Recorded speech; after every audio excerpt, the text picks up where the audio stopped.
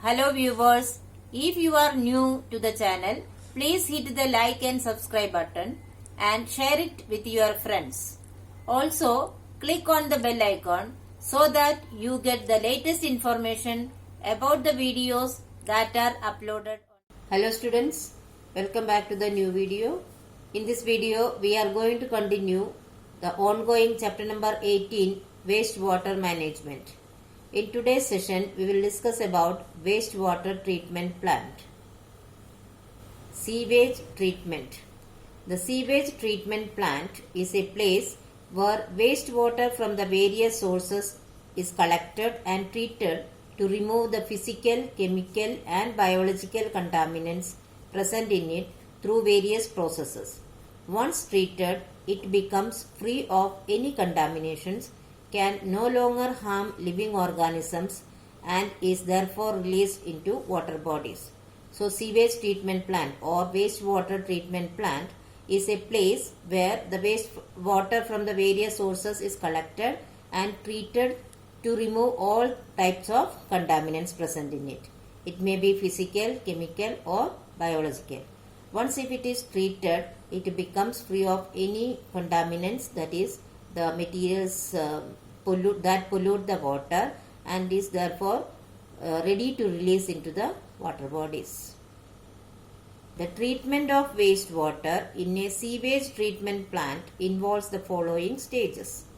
First one, pre-treatment. This involves passing the sewage through grids or vertical bars that filter and remove the large solid objects such as metal cans, paper and plastic materials. This stage is also called screening. So, in the wastewater treatment plant, the first treatment is done to remove the solid waste such as metal cans, paper, plastics, etc. So, this stage is also called as screening. First treatment, that is primary treatment. During primary treatment, the sewage flows very slowly through a grid chamber so that sand, pebbles and soil settle down at the bottom. Thus, primary treatment involves a mechanical process. The sewage then flows into the settling tank or sedimentation tank where solid waste such as feces are allowed to settle. So, in the primary treatment, the sewage is allowed to pass through a grid chamber very slowly so that the sand, pebbles and soil settle down at the bottom. So, this is a mechanical process. After that, the sewage is allowed to flow into a settling tank where the solid waste gets settled down. Waste such as soaps, oils and grease rise to the top of the wastewater. The waste material that settle down at the bottom is called sludge and the floatable material is called scum. The scum is then removed from the top using a skimmer. The sludge at the bottom is removed with a scraper every few days and treated further. The water that is left is called the primary clarified water.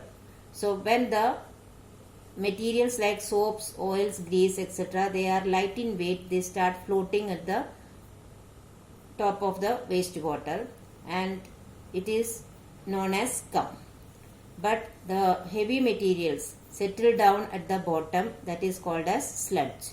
The scum is removed using skimmer and the sludge is removed from the bottom with a scraper every few days and treated further.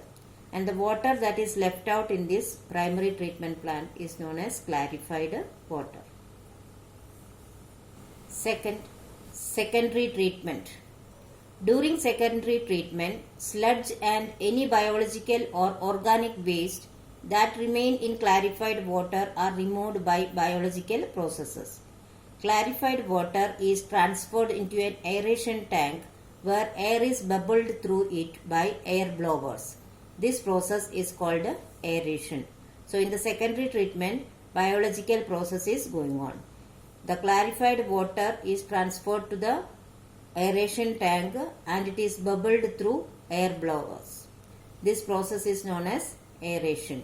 So, in secondary treatment plant, the organic waste or biological waste is removed.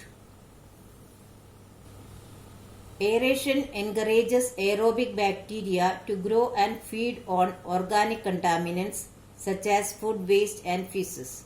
The bacteria produce biogas during the process.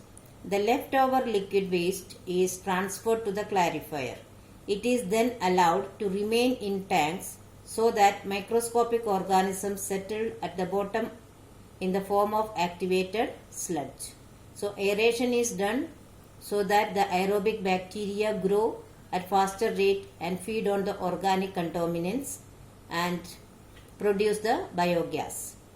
The leftover liquid waste is transferred to the clarifier and it remain in the tanks so that microscopic organisms settle down at the bottom in the form of activated sludge.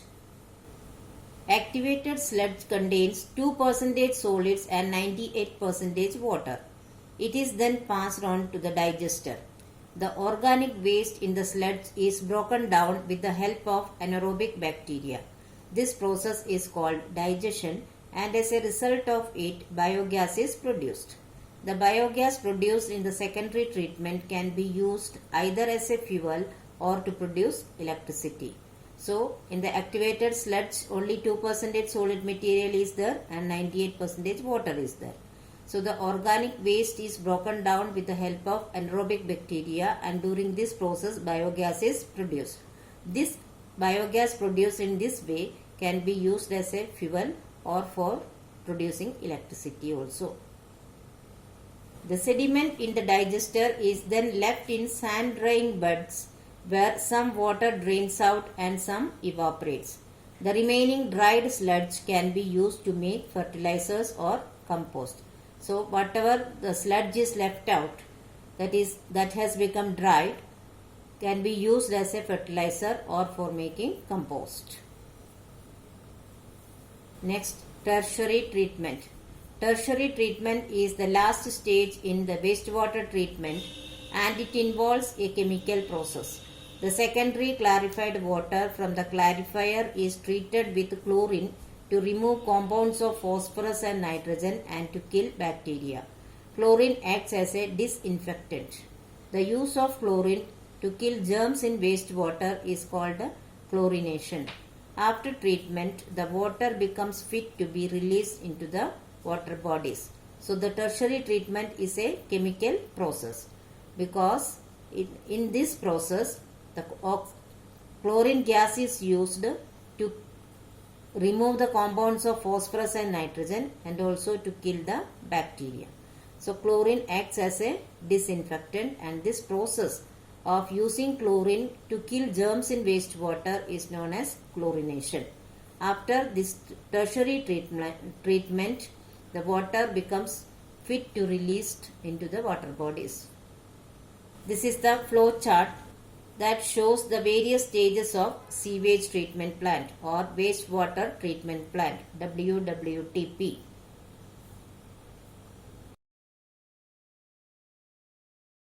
So students, I hope you have understood the topic very well, but still if you have any doubt you can write in the comment section. I will surely try to solve it as early as possible. Here are some review questions. Please solve it in your notebook. Thank you.